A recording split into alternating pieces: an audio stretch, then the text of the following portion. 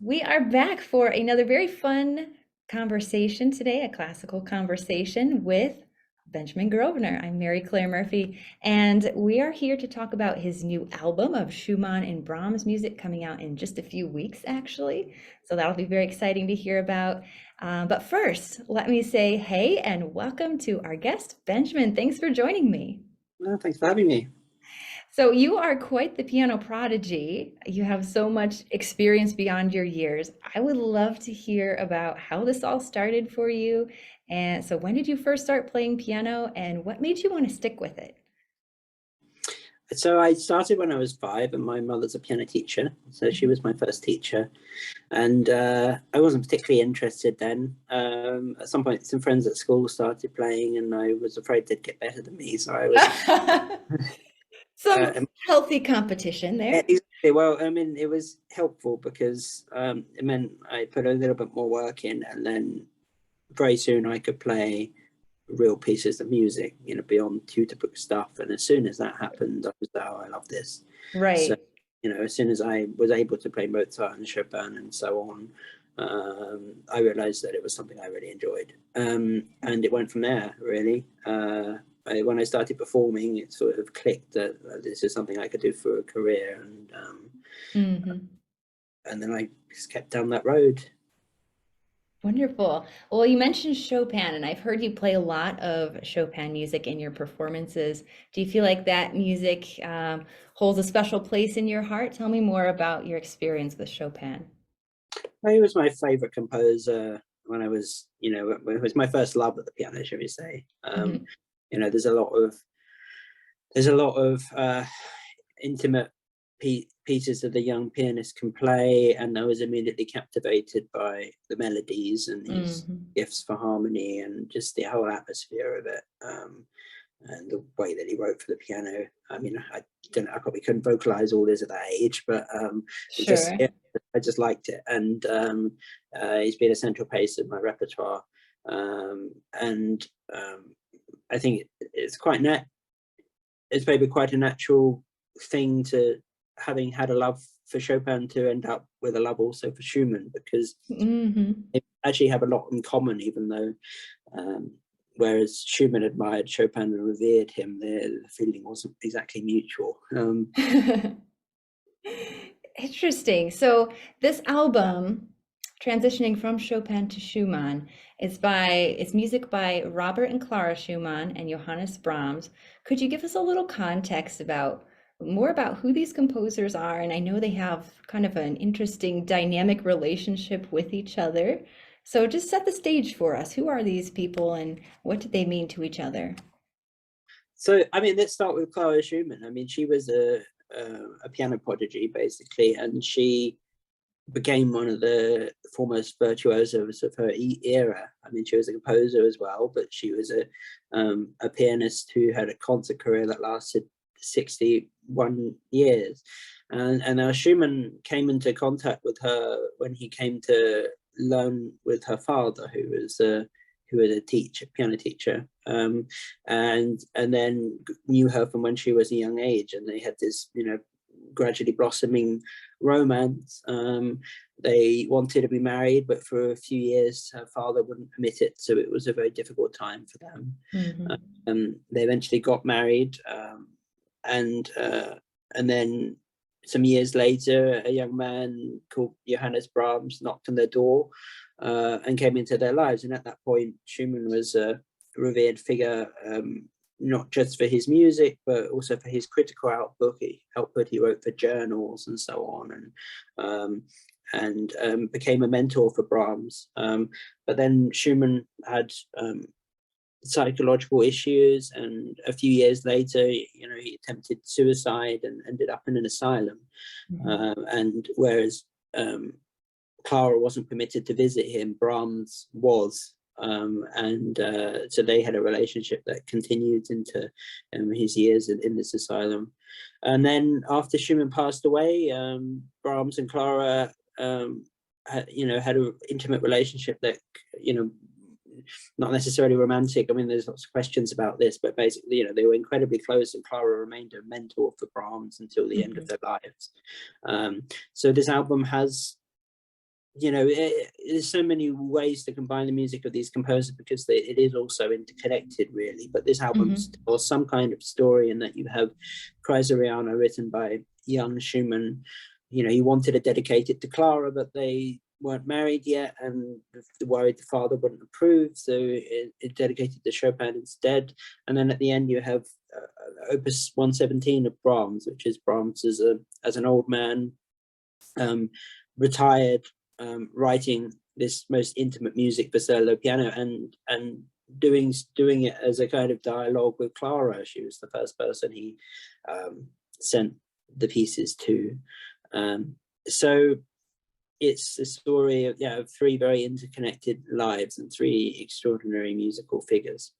Interesting. And you're all pulling that together with the way that you programmed your album. And you mentioned the Kreisleriana, was it? Yes. Is that the like headliner piece of the album, would you say? It's the longest piece of the album. Yeah, it's Okay. I mean, it's a fascinating work.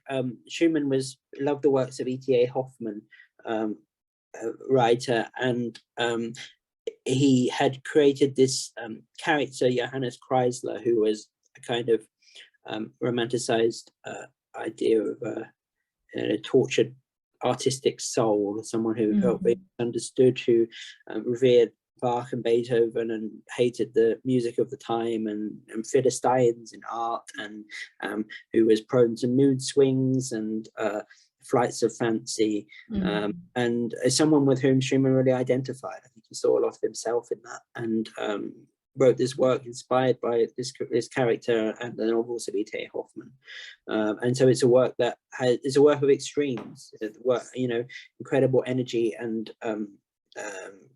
kind of manic energy, and then incredible stillness and intimacy. And interesting.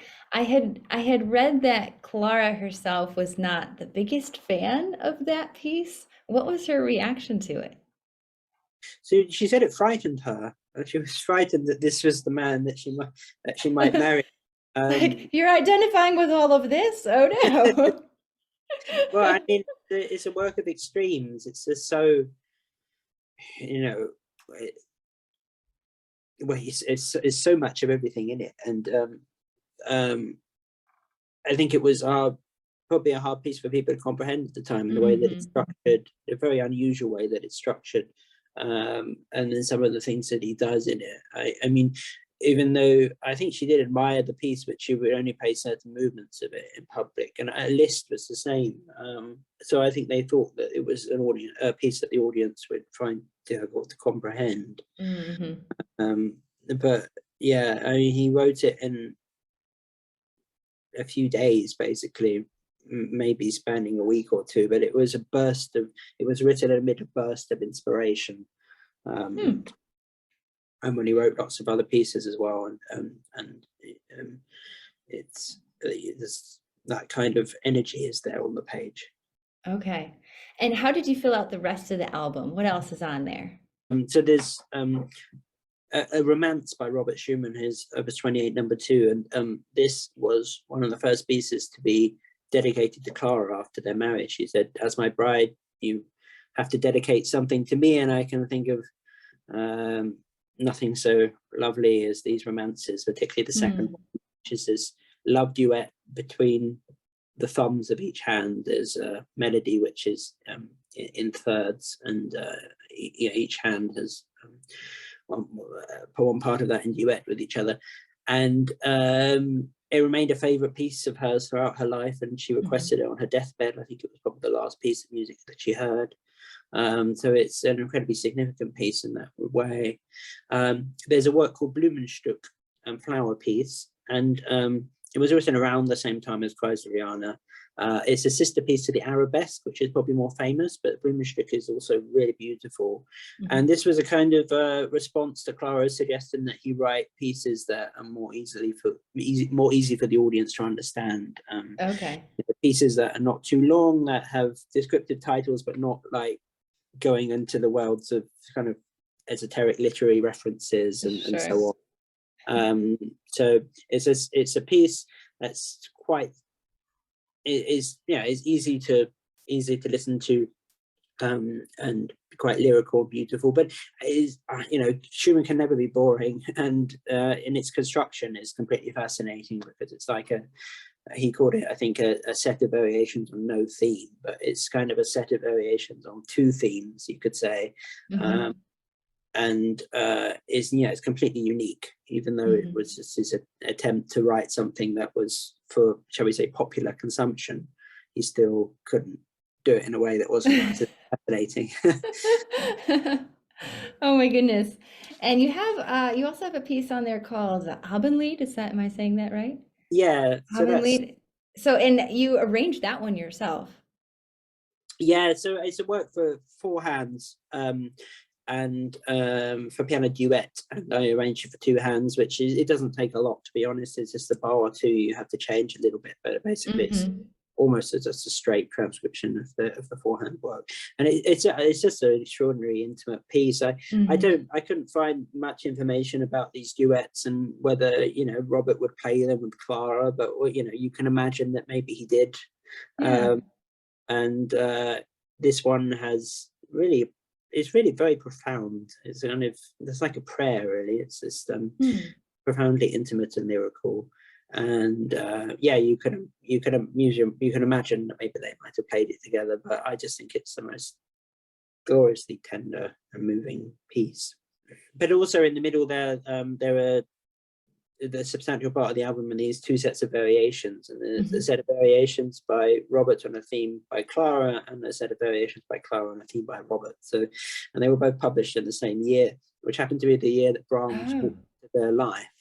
So I like the symbolism of that. And there's I was feeling they were having this conversation with these sets of variations, and then the theme that Clara uses, Brahms used for his Schumann variations a year later.